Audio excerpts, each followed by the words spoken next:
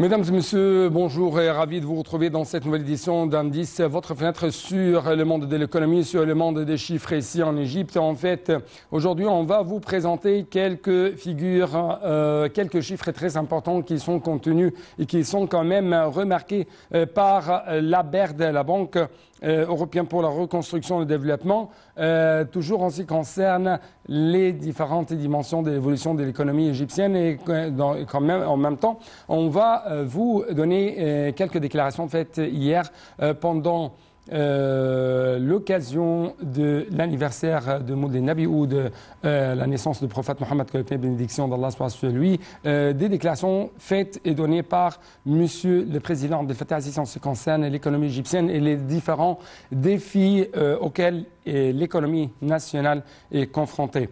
Donc, pour commencer, la Banque européenne pour la reconstruction et le développement s'attend une croissance économique modeste en 2023 dans la région du Sud et de l'Est de la Méditerranée, selon son dernier rapport sur la perspective économique régionale.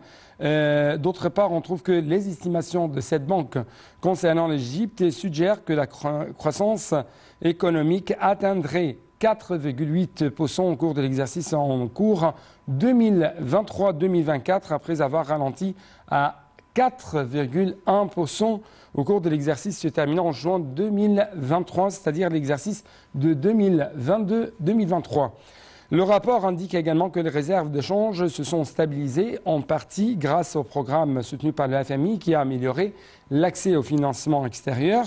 Le rapport de la BERD a quand même souligné la reprise du canal de Suez de revenus touristiques. La croissance a été affectée par le ralentissement des activités de construction de la fabrication, par la contraction de la production de gaz, car les estimations indiquent que la production de gaz naturel a diminué de 9,3% sur une base annuelle au premier semestre 2023, atteignant son plus bas niveau depuis 3 ans.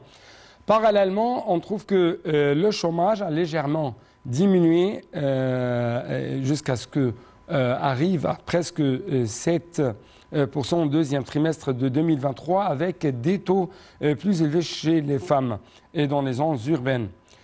Le rapport a également souligné qu'outre l'impact de la hausse des prix mondiaux des denrées de base, la perte de près de la moitié de la livre égyptienne par rapport au dollar depuis mars 2022 a poussé l'inflation à un niveau record de 36,5% en juillet 2023, malgré la hausse des taux d'intérêt des banques centrales depuis avril 2022 à 1100 points de base cumulés.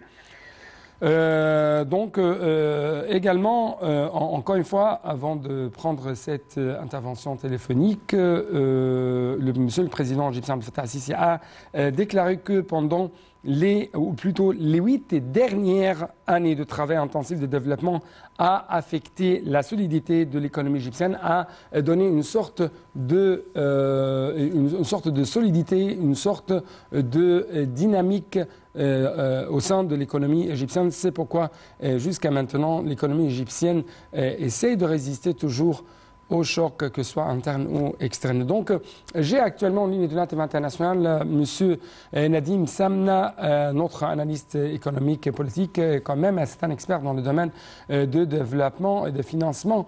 Monsieur Nadim Samna, vous êtes toujours le bienvenu sur Natem International, notamment dans votre programme Indice. Bonjour, bonjour. Bonjour, merci beaucoup pour nous rejoindre. Et ma première question porte sur comment vous avez vu ces estimations données proposées par la Banque européenne pour la reconstruction et le développement concernant la croissance économique de l'Égypte et ces prévisions qui ont tendu à la hausse pour l'économie égyptienne jusqu'à ce qu'il va atteindre 4,8% pendant 2023-2024. Les prévisions sont en ligne avec la majorité des prévisions économiques. Et il faut savoir aussi l'incertitude sur, par exemple, la fin du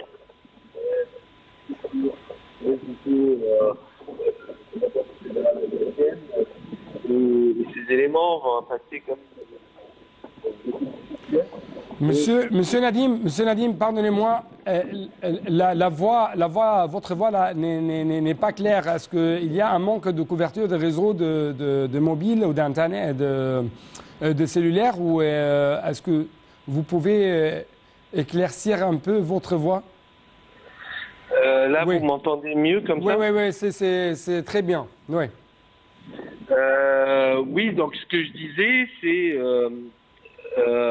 ces prévisions sont en ligne avec la prévision de beaucoup d'autres analystes. Mais il faut savoir qu'il y a toujours une incertitude quant à l'avenir de l'économie mondiale, soit à cause du conflit en Ukraine, soit par rapport à la hausse des taux de la Banque fédérale américaine. Et il faut savoir que ces chiffres surtout démontrent la résilience de l'économie égyptienne, que c'est toujours une croissance forte par rapport à d'autres économies dans le monde. Et ça montre aussi l'espoir que quand les éléments qui impactent négativement l'économie égyptienne qu'on vient de citer vont, leur impact va disparaître. Ça veut dire que le potentiel de croissance de l'économie égyptienne va être beaucoup plus fort. Oui. Donc, vous avez mentionné deux choses très importantes, une forte croissance et une économie nationale de plus en plus résiliente aux chocs externes ou quand même intérieurs. Donc, pourquoi vous avez noté ces deux termes ou ces deux caractères dont dispose actuellement l'économie égyptienne? On voit, là, pour l'instant, on vit à peu près depuis 18 mois dans limite de tout ce qui est étrangère. Donc ça impacte négativement et c'est vraiment le principal facteur qui limite la croissance égyptienne. Mais on voit dans les indicateurs économiques, de ces derniers mois, une amélioration. Une amélioration soit parce que le déficit de commerce externe est en train de se réduire. C'est vrai, on importe beaucoup moins, mais on arrive quand même à maintenir des exportations malgré la quasi-absence d'exportation de gaz. Il y a l'exportation égyptienne l'année dernière. Ouais. Il y a la réserve de la Banque centrale est en constante amélioration, même si c'est une amélioration qui est vraiment très légère au mois par mois, mais au moins on a stoppé l'hémorragie de la réserve. Et on voit quand même... j'aimerais jeter plus de lumière sur l'importance d'avoir des réserves de plus en plus, des réserves de change qui sont de plus en plus stabilisées selon le rapport. Et ça, toujours selon le remarque de rapport, grâce au programme soutenu par le FMI qui a amélioré l'accès au financement extérieur. C'est surtout que le gouvernement ou la Banque centrale arrive à maintenir, comme vous l'avez dit, ses réserves grâce à toutes les actions qui sont entreprises. Il y a quand même beaucoup d'actions qui sont entreprises par le gouvernement pour augmenter les devises étrangères en Égypte. Et il y a l'amélioration des recettes de canal de Suez, il y a l'amélioration du tourisme. Tous ces facteurs contribuent à l'amélioration des réserves de la Banque centrale, à l'amélioration du déficit, ou en tout cas à la réduction du déficit commercial. Et c'est un indice, à quel point que cela représente un indice très important pour les économistes et pour attirer plus d'investissements vers l'Égypte. Je parle des réserves les réserves. Oui, après, là, on espère que maintenant qu'on a réussi à stabiliser, que dans les prochains mois, on va réussir à augmenter cette réserve. Ça sera un signe encore plus positif pour les investisseurs étrangers. Oui. Vous avez mentionné également, comme il a été souligné dans le rapport, qu'il y a une sorte de reprise dont le revenu du canal de Suez, dont les revenus du tourisme Donc, j'aimerais écouter votre commentaire qui concerne ces 2 points avant d'arriver au ralentissement des activités de construction, de fabrication. Donc, comment vous avez vu le redressement des revenus du canal de Suez et du tourisme ici en Égypte pendant pendant cet exercice 2023-2024? On voit bien, oui. Enfin, là, cette année, le canal du Suez affiche une très bonne santé. Je pense que ça, c'est grâce aux investissements qui ont eu lieu ces dernières années. Chaque année, il y a des investissements pour toujours améliorer les services du canal du Suez. Et il y a le facteur aussi, enfin, le canal de Panama a été, on va dire, asséché. Enfin, du coup, il y a beaucoup d'opérateurs qui détournent leur tanker pour passer par le canal de Suez. Il y a le fait que les autorités du canal du Suez ont augmenté le tarif, donc ça contribue aussi à l'amélioration des recettes. Et puis voilà, on a dépassé la période du Covid où il y avait beaucoup de problèmes de logistique. Là, on rentre plus ou moins en mode normal pour tout ce qui est chaîne d'approvisionnement, et ça permet on va dire au canal de Suez de aussi retrouver un fonctionnement normal après quelques années de dysfonctionnement. Donc on a une période très favorable pour le canal de Suez, et pareil pour le tourisme. Je pense que c'est un secret pour personne. Ouais. Le nombre de touristes en Égypte fait considérablement. Certainement par rapport à la période du Covid où il y avait une restriction des voyages et des vols. Mais même, je pense qu'à la fin de cette année, on dépassera le nombre de touristes qui sont arrivés en 2019 grâce à des investissements, grâce aux actions de promotion de l'État que l'État égyptien a réalisé, grâce à tous les nouveaux musées qui ont été restaurés ou inaugurés ces dernières années, grâce à l'augmentation aussi du nombre de vols, que ce soit des opérateurs internationaux ou de l'opérateur national égyptien. Donc tous ces facteurs contribuent à l'amélioration des recettes du tourisme, et on sent aussi, ça c'est pour les connaisseurs, qu'il y a beaucoup d'argent, on va dire des investissements privés qui se dirigent aujourd'hui vers le tourisme. Parce qu'on sent qu'il y a des opportunités et on veut saisir ces opportunités. Oui, je vous écoute. C'est des recettes en devise. Aujourd'hui, c'est très intéressant parce que à la fois il y a beaucoup de touristes et en plus ils payent en devises étrangères. Oui. Comment vous avez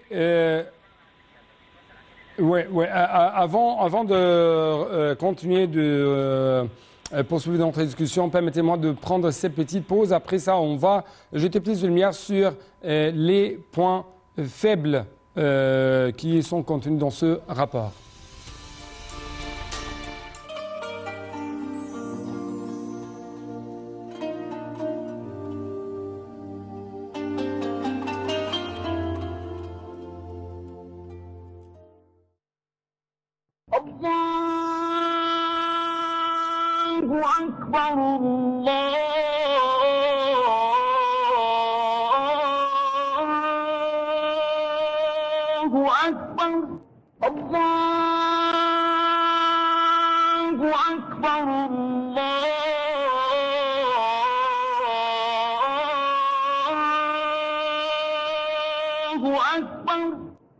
أشهد أن لا إله إلا الله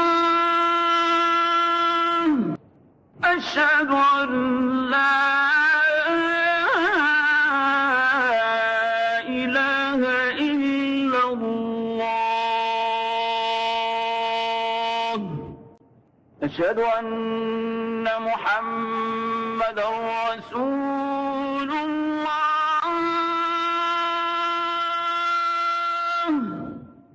أشهد أن محمدا رسول الله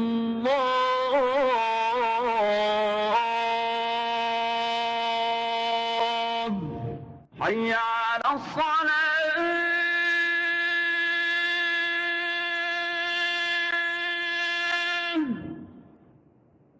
حي على الصلاة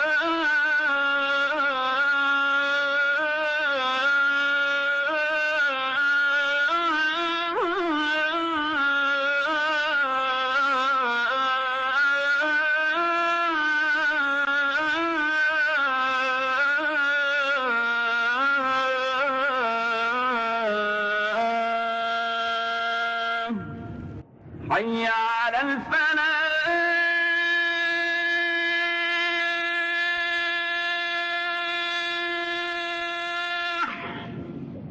حي على الفلاح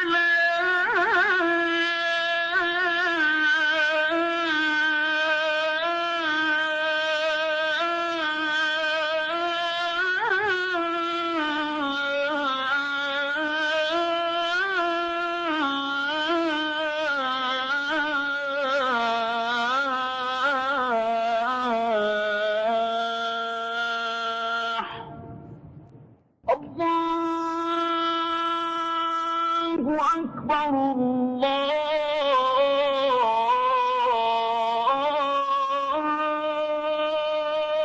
الله أكبر لا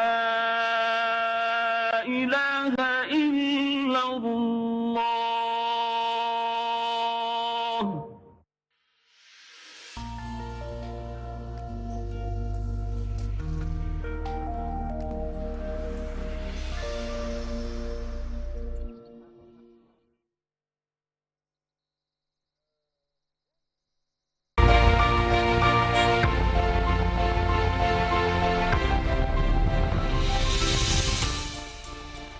Donc, c'était le temps de l'appel à la prière de midi ou de Zohr, selon l'heure locale du Caire. Et de retour très rapidement pendant les prochaines presque 7 minutes qui nous restent dans cette édition d'Indice. Nous devons donc reprendre quelques remarques notées par la Banque européenne pour la reconstruction et le développement, BERD, concernant l'évolution de l'économie égyptienne. Justement, j'ai toujours en ligne de l'Intervent international M. Nadim Samna, notre expert économique. Monsieur Nadim Samna, donc l'un des points faibles qui sont contenus dans ce rapport, c'est le ralentissement de la fabrication, la contraction de la production de gaz et le ralentissement des activités de construction. Comment vous avez commenté ou quand même observé ces points? Par rapport à la baisse de production de gaz, je pense que ça a été commenté longuement. Donc là, c'est une baisse naturelle. Plus on prend du gaz, plus la pression sur les champs gaziers baisse et du coup le gaz qui sort est moindre. C'est un peu, c'est mécanique. Je pense que tout le monde peut comprendre ça. Après, je pense que la période du Covid, elle a limité les investissements dans de nouveaux champs gaziers et c'est là où le gouvernement il se bouge et il a accordé la semaine dernière plusieurs concessions pour quatre groupes internationaux pour l'exploration gazière. Et on espère que petit à petit, toutes ces concessions vont déboucher de nouvelles découvertes et maintenir ou augmenter la production gazière en Égypte. Après, sur tout ce qui est construction et BTP, c'était un niveau qui était très très très élevé. On a quand même 28 nouvelles villes en train d'être construites en Égypte. C'est un niveau considérable et je pense que partout dans le monde, on ne le retrouvera que dans très très peu de pays. Donc c'était un peu normal avec la crise des devises étrangères, avec les crises économiques. Là, c'est l'Égypte vit depuis 18 mois que le gouvernement décide de ralentir ses investissements et ne pas lancer de nouveaux projets et juste poursuivre les projets existants. Ouais. Donc c'est tout à fait normal. Et je pense que l'objectif du gouvernement, c'est aussi grâce à tous les investissements ou savoir-faire qui est acquis dans les projets égyptiens, pouvoir exporter ce savoir-faire dans les pays, on va dire, voisins, voire même dans les pays africains. Ouais. C'est ce qu'ils réalisent déjà. Oui. Comment vous avez vu ou quand même commenté la diminution du chômage ici en Égypte, notamment pendant le deuxième trimestre de 2023? Il faut savoir, les chiffres du chômage, bon, ça montre une amélioration. Donc ça, c'est, on va dire, voilà, la période de Covid est un peu derrière nous. Et on a parlé du tourisme. Le tourisme, c'est quand même un très gros employeur dans le secteur, dans le secteur économique égyptien. Après, il faut regarder aussi la participation au travail. Donc ça, c'est l'indicateur qui est très très large, qui calcule, on va dire, le nombre le pourcentage de personnes dans la population qui travaillent. Oui. Et en comparaison avec d'autres pays, cet indice reste faible parce que il y a le secteur informel qui est très très développé encore en Égypte. Donc ça, c'est un problème. Et puis, la participation des femmes, elle reste encore faible. Je pense qu'il y a beaucoup de femmes qui restent employées dans le secteur informel. Donc, c'est compliqué de pouvoir mesurer leur participation au travail. Ouais. Mais voilà, si toutes ces femmes contribuent à l'économie égyptienne, bien sûr, la croissance égyptienne va être toujours plus forte. Ouais. Le rapport a souligné qu'outre l'impact de la hausse des prix mondiaux des denrées de base, la perte de près de la moitié de la valeur de la livre égyptienne par rapport au dollar depuis mars 2022 a poussé l'inflation à un niveau record de 36,5% en juillet 2023, malgré la hausse des taux d'intérêt des banques centrales depuis avril 2022 à 1100 points de base cumulés. Mam, ça sera presque ma dernière question. Très rapidement, s'il vous plaît. Après, on voit que le taux de change, il est stable depuis janvier de cette année.